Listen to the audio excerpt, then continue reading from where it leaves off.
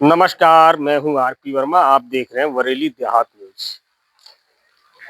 इस वक्त हम पहुंचे हुए हैं जनपद बरेली के विकासखंड रामनगर की ग्राम पंचायत किशनपुर किशनपुर के मजरा गौटिया में। आज आपको एक ऐसी शख्सियत से मिलवाएंगे जिन्होंने बहुत ही कम समय में अपनी मेहनत के दम पर एक बड़ा मुकाम हासिल किया है। हम किशनपुर गौटिया पहुंचे हुए हैं और ऐसे युवा से मिलवाएंगे जिसने मेहनत और लगन के दम पर बहुत ही अपना नाम स्थापित करने का काम किया है। हम पहुंचे हुए हैं वार्ड नंबर 35 के जिला पंचायत संभावित प्रत्याशी मुनेंद्र पाल सिंह लोधी जी के यहाँ और मुनेंद्र पाल सिंह लोधी जी से बातचीत करेंगे। उनके आवास पर पहुंचे हुए हैं और बहुत ही कर्मठ समाज सेवी हैं मुनेंद्र पाल लोधी जी। स्वागत है लोधी जी आपका। थैंक यू आपको और आपके दर्शकों को सभी के लिए दीपावली की हार्दिक शुभकामनाएं। लोधी जी, जैसा कि गांव से निकल के आपने बहुत ही मानना चाहिए कि बड़ा मुकाम हासिल किया है, तो जो दर्शक देख रहे हैं उन्हें बताएं कि एक आपने छोटे से गांव से निकलकर बड़े लेवल तक कैसे पहचान बनाई। ये सब मेहनत का होता है। आप मेहनत करोगे आप आगे जाओगे, जो मेहनत करेगा आगे जाएगा। ये देखो, कर्म प्रधान देश है। यहाँ जो काम करोगे, अच्छा काम करते रहिएगा, फल अपने आप ही मिलता जाएगा। जैसा काम करोगे मेहनत वैसे ही, जैसी मेहनत करोगे वैसे ही फल मिलेगा। लोधी जी, जैसा कि आपने न्योडा न्योडा जैसे शहर में रहकर खुद की कंपनी को किस तरह से प्रमोट किया और आज आपकी कंपनी भी एक बड़े मुकाम को छूने का काम कर रही है। होता क्या है, आज के समय में हर किसी के लिए काम चाहिए और हर कंपनी के लिए रोजगार देने के लिए मैन पावर चाहिए। आप अगर 20 की कड़ी बनते हैं, अगर मैन पावर, जिसको काम की जरूरत है उसे काम प्रोवाइड कराओ, जिसको वर्क की जरूरत है तो उसे वर्क प्रोवाइड कराओ। अगर आप 20 की कड़ी बनते हैं, अगर अच्छे मेहनती आप वर्कर रखते हैं और उनके थ्रू अगर काम कराते हैं, तो आप जितनी अच्छी क्वालिटी देंगे काम में, जैसे जैसे आप क्वालिटी इंप्रूव करोगे तो आपको काम ऑटोमेटिकली मिलता जाएगा। क्लाइंट को चाहिए काम, और काम आपको तभी मिलेगा या तो आपको नॉलेज हो। और नॉलेज की बात ऐसी है, मैं इलेक्ट्रिकल से इंजीनियरिंग मैंने डिप्लोमा किया हुआ है, मेरे से छोटे हैं वो मैकेनिकल से हैं, और जो सब छोटे हैं वो सिविल से उन्होंने बीटेक किया हुआ है। तो तीनों भाई इस बिजनेस को देख रहे हैं, तो क्वालिटी में साथ तो कॉम्प्रोमाइज हो ही नहीं सकता। लोधी जी, जैसा कि उस घटना को आप दर्शकों को बताएं, इस जिस घटना ने आपको यहाँ तक पहुंचाने का काम किया है। जज्बा, आप उन्हें अगर ये ठान लिया कि मेरे को ये करना है तो आप कर सकते हैं। एक कभी अगर किसी को कुछ काम करना है या सफल होना है तो वो अच्छे बिजनेसमैन, इनकी जीवनी पढ़ना, और बिजनेस होता क्या, सबसे पहले तो बिजनेस को समझना आना चाहिए कि बिजनेस है क्या। और अभी मैं एक छोटी सी कहानी सुनाता हूँ। एक छोटी सी बुढ़िया, जिसको मैं प्रेरणा उनसे सीखी है मैंने। एक बुढ़िया एक होटल के सामने बैठी और एक बनिए से, जो होटल बनिए का था, उससे आके बोलती है, बेटा कितना कमा लेते हो। वो बैठा हुआ और उसने ऐसे ही अचानक से बोल दिया, माँ मैं साल में डबल कर लेता हूँ। वो माँ ने अपनी झोली से 1 रुपया निकाला और उसको दे दिया कि बेटा ये बिजनेस में मेरा भी 1 रुपया लगा ले। माँ ने तो कुछ नहीं किया। जब माँ 25-30 साल बाद वापस लौटी, हर साल अगर डबल होता है तो आप अंदाज लगाइएगा वो कितना हुआ होगा। 1 रुपए का सिक्का जो उसने दिया था बिजनेस में लगाने के लिए, बगैर मेहनत किए हुए ही उसको कितना लाभ हुआ होगा। कई करोड़ हो जाएगा। 25 साल के बाद अगर देखोगे तो कई करोड़ हो जाएगा। और अगर आप उसी में मेहनत करते हैं तो आप ऐसे मान लो, शुरुआत में तो आप डबल कर सकते हैं, लेकिन शुरुआत के कुछ समय के बाद आपको ब्रांचें चेंज करनी पड़ेगी। अगर मान लो क्षेत्र से क्षेत्र चेंज करना पड़ेगा। अभी जैसे हम फैब्रिकेशन, सिविल इंटीरियर और डिजाइनिंग में है। उसके बाद दूसरे मैन्युफैक्चरिंग में चले गए, उसके बाद कहीं होटल इंडस्ट्री में चले गए, फिर किसी की दूसरी इंडस्ट्री में चले गए। ऐसे हर तीसरे साल इंडस्ट्री को बढ़ाते जाना पड़ेगा, तभी आप समय के साथ बदलाव होगा। लोधी जी, जैसा कि आप सिविल इंजीनियर हैं नहीं, और इलेक्ट्रिकल, सॉरी, हाँ, मैं बेसिकली इलेक्ट्रिकल से हूँ, मेरी ब्रांच इलेक्ट्रिकल रही है। और ओवरऑल इसलिए क्योंकि मैंने लगभग 17-18 साल नौकरी करी है, और एक असिस्टेंट से लेके और एक ट्रांजिशन मैनेजर तक मैं रहा हूँ। यानी कि एक, अगर मैं बात करता हूँ, एक इंजीनियर पे ही बहुत सारा लोड होता है। 9 वर्ष मैं इंजीनियर रह लिया, उसके बाद टेक्निकल मैनेजर, डिप्टी मैनेजर, फिर उसके बाद प्रॉपर्टी मैनेजर, फिर एक ट्रांजिशन मैनेजर। ट्रांजिशन मैनेजर का शायद नहीं समझते होंगे लोग। ट्रांजिशन मैनेजर वो होता है, एक प्रोजेक्ट और ऑपरेशन की टीम के बीच का हिस्सा होता है। यानी प्रोजेक्ट टीम अलग होती है और ऑपरेशन टीम अलग होती है। किसी चीज को बनाने के बाद हैंडओवर जो करता है वो ट्रांजिशन वाला करता है। तो मैं इंडिविजुअल ट्रांजिशन मैनेजर था, वो भी डीएलएफ जैसी प्रॉपर्टी को देखता था। 11 वर्ष मैंने डीएलएफ के साथ काम किया है। जो डीएलएफ का नाम सुना होगा, एनसीआर में और गुड़गांव में बहुत बड़ा नाम है उसका। अगर देखते हैं बिल्डरों में, रियल एस्टेट में बहुत बड़ा नाम है डीएलएफ का। और डीएलएफ के साथ मैंने 11 वर्ष नौकरी करी है, और मैंने सीखा भी उधर ही से, पैसा भी लिया, सीखा भी है। और जो बंदे आज इस समय में सक्सेस क्यों नहीं होते, पहले तो पढ़ाई नहीं करते अच्छी, और पढ़ाई कर भी लेते हैं तो नौकरी नौकरी की तरह करते हैं। नौकरी कभी नौकरी की तरह नहीं की जानी चाहिए। नौकरी हमेशा अपने काम की तरह की जानी चाहिए। जैसे कि हम अपना काम कर रहे हैं, उसमें हमेशा हमें झलकना चाहिए अपना काम। मैंने कभी 17-18 साल की नौकरी में मैंने कभी ये नहीं सोचा मैं नौकरी करता हूँ। मैं जिस बिल्डिंग में रहा, जिस प्रॉपर्टी में रहा, जिस ऑर्गेनाइजेशन में रहा, उसको हमेशा मैंने अपना माना।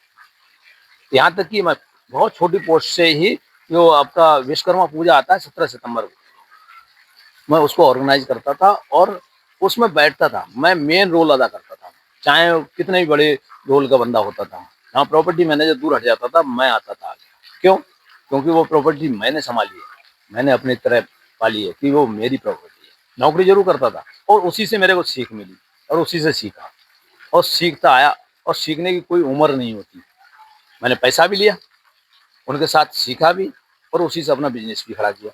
आज तक मैंने 420 कभी मैंने जाना नहीं क्या होता है, ना मैं उसको कभी पसंद करता हूँ। मेहनत पे विश्वास करता हूँ, और मेहनत मैंने बहुत करी है, और आज भी कर रहा हूँ, और करूँगा। जब तक हाथ पैर चलेंगे करता रहूँगा। तो जी, कंपनी का क्या नाम है और क्या वर्क है अपनी कंपनी का? कंपनी का नाम है हरमाया इंजीनियरिंग सर्विसेज। ये अभी प्रोपाइटर है। और वर्क की बात करते हैं तो इसमें आपका सिविल इंटीरियर, डिजाइनिंग, फैब्रिकेशन, ये बिल्डिंग से रिलेटेड काम करती है। बिल्डिंग का जितना भी स्ट्रक्चर से लेके आपका पूरा फिनिशिंग तक का सारा काम देखती है। और ये ओनली कॉमर्शियल में हम करते हैं, जिसमें अगर क्लाइंट की बात करेंगे तो ब्रुकफील्ड हमारे पास है, और मैक्स का नाम सुना होगा हॉस्पिटलिटी में, तो मैक्स हमारे पास है। पैन इंडिया करते हैं मैक्स को, जिसमें आपका जो ज़्यादा लोग बीमार रहते हैं उनको पता होगा, हम लोगों को इतना पता नहीं होता है। जैसे उसमें एक्सरे रूम का मोटा मोटा पता होता है, डायलिसिस होता है उसका पता होता है। इनके जो रूम से लेकर सारा चीज़ बनाना वो हम बनाते हैं। आपका एक्सरे रूम हो गया, डायलिसिस हो गया, पीएचई हो गया, और आपके कैथ लैब हो गया, जिसमें आपके हार्ट का ऑपरेशन होता है, उस रूम को बनाना, उसको भी डिजाइन करना, कैसे डिजाइन करा जाता है, कैसे डिजाइन, कहाँ मशीन लगनी है, कैसे लगनी है, इसमें मैग्नेट कहाँ लगना है, इस तरह से सारा डिजाइन करके उसको भी लगाते हैं। साथ साथ हमारे पास एक अभी क्लाइंट है, काफ़ी बड़ा है, ब्रुकफील्ड के नाम से। उसमें वो कॉमर्शियल बिल्डिंग है सारी उनकी, और उनकी अभी हम 4 साइटों पे काम कर रहे हैं। वैसे हमारे पास 6 साइटें हैं, अभी 4 साइटों पे कंटिन्यू काम चल रहा है। ये बाहर की कंपनी है। इनका हम पूरा इंटीरियर करते हैं, इनको हम सजाने का, एक तरह से मोटा मोटा अगर देसी भाषा में कहें, इनकी जो बिल्डिंग पुरानी हो जाती है और वो एक तरह से कंडम हो जाती है, उसको नहाने धोने का काम करते हैं। नहाने धुलाने का, जैसे कोई लाइन जली हुई है, कटी हुई है, सड़ी हुई है, उसको बदलना। कहीं सरिया दिख रहा है, उसको ट्रीटमेंट करके, उसको प्लास्टर करके, पेंट करके देना, जिससे कि नया क्लाइंट आए। इनका बिजनेस ही यही है कि बिल्डिंग को उठाओ और उससे अपना रेंट लो। और रेंट पे कौन लेगा? पहले बिल्डिंग को देखेगा साफ सुथरी है तभी रेंट पे जाएगी, और साफ सुथरी कब दिखेगी? बिल्डिंग सही होगी। और बिल्डिंग जब 10 साल, 20 साल, 50 साल पुरानी हो गई तो उसमें खंडर जैसा दिखेगा। तो खंडर को नई बिल्डिंग में कन्वर्ट करने का काम हमारा है, मोटा मोटा हम आपकी। लोधी जी, जैसा कि 2026 में पंचायत चुनाव होने हैं और वार्ड नंबर 35 से आप भी लगातार तैयारी करें, तो चुनाव मैदान में उतरने का कैसे क्या प्लानिंग है, आखिर क्यों चुनाव मैदान में उतरना चाहते हैं? बेसिकली पहले कभी चुनाव में उतरने का कोई प्लान नहीं था। मैं अपनी इनकम का, क्योंकि हमारे सनातन धर्म से हम आते हैं और सनातन धर्म का हम पालन भी करते हैं, इसमें बोला भी गया है और कई जगह लिखा भी है कि अपनी इनकम का 10% हमको समाज हित में लगाना चाहिए और अच्छे कार्यों में लगाना चाहिए। उसी के हिसाब से तहत हमने पहले नोएडा में, गाजियाबाद में लगाते आए। फिर हमने कहा यार यहाँ तो बहुत बहुत बड़े लोग हैं और यहाँ और भी लोग खर्च कर रहे हैं, अपने क्षेत्र में जहाँ ज़्यादा निम्न लोग हैं वहाँ खर्च करो। तो वहाँ जाके खर्च करना स्टार्ट किया। जब स्टार्ट किया, अभी जैसे पीछे आपने सुना होगा कि ड्रोन आ गए, चोरी होने लगी, लोग घरों में घुस गए, तो मेरे दिमाग में ऐसे ही शाम को दिमाग में आया कि यार गाँव के अंदर चोर आ जाना और घरों में घुस जाना, ऐसा ना करें, लाइट लगवा दें। फिर मैंने लाइट लगवाना स्टार्ट करी। तो अभी अगर वार्ड 35 की बात करें तो एक गांव बचा हुआ है अभी, लगातार लगा रहे हैं लड़के। ये और चर्चा पूरा चल रही है कि वार्ड आपने पूरे वार्ड में लाइटें लगवाई, पूरी ये वार्ड बड़ी में, बात है क्योंकि लोग वायदा करते हैं लेकिन आपने चुनाव से पहले ही लगवा दी। उस समय चुनाव का कोई उद्देश्य था ही। वो लाइटें मैंने पूरे वार्ड में, क्या मैंने पहले पूरा सोचा था अपने क्षेत्र में आसपास के सारे गाँव में लाइटें लगवाऊंगा, सारे पोलों पे वो लगवाना स्टार्ट भी कर दी। उसके बाद लोगों के रुझान है, बोले यार इलेक्शन लड़ लो। आप कहते हो तो चलो देख लेंगे। पहले एक से बोला, फिर दो से बोला, फिर ज्यादा लोगों ने बोला। फिर वो कहते हैं ना, एक किसी तरह से बीज डाल दो तो उगना शुरू हो जाता है, वैसे ही पब्लिक ने बीज उगा दिया।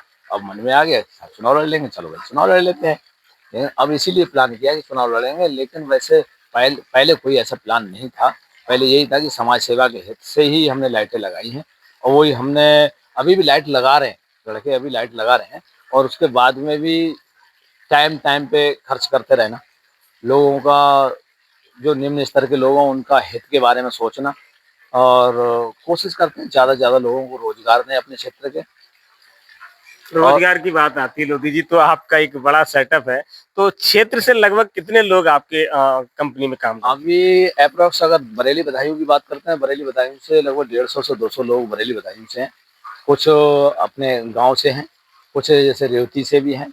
अब आपके बिनावर क्षेत्र से हैं, बदायूं से बात करते हैं तो शाहजहाँपुर से हैं कुछ, और बरेली सिटी से भी हैं हमारे पास। और जो मैनेजमेंट में कुछ बंदे हैं जो इंजीनियर लेवल पे और अकाउंट में हैं, वो बिहार से। हैं?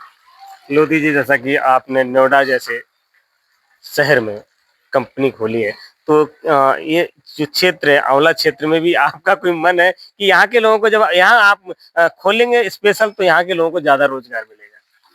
अगर ऊपर वाले की कृपा रही और आप सबका सहयोग रहा तो जरूर खोलेंगे। और आपने अगर ऐसा कहा है तो देखते हैं कि जल्दी जल्दी हम इधर एक मैन्युफैक्चरिंग कोई प्लांट डालें। और डालने का मन में प्लान था, लेकिन अब आपने बोला है तो और जल्दी देखेंगे, कोशिश करेंगे ये कहाँ ज़मीन मिलती है। क्योंकि जो मैन्युफैक्चरिंग का प्लान चल रहा है वो प्लान कुछ हमारे कब्जे से थोड़ा बड़ा है प्रोजेक्ट, थोड़ा टाइम तो लगेगा, लेकिन जब आपने बोला है जरूर करेंगे। बहुत बहुत धन्यवाद। ये थे हमारे साथ मुनेंद्र पाल सिंह लोधी।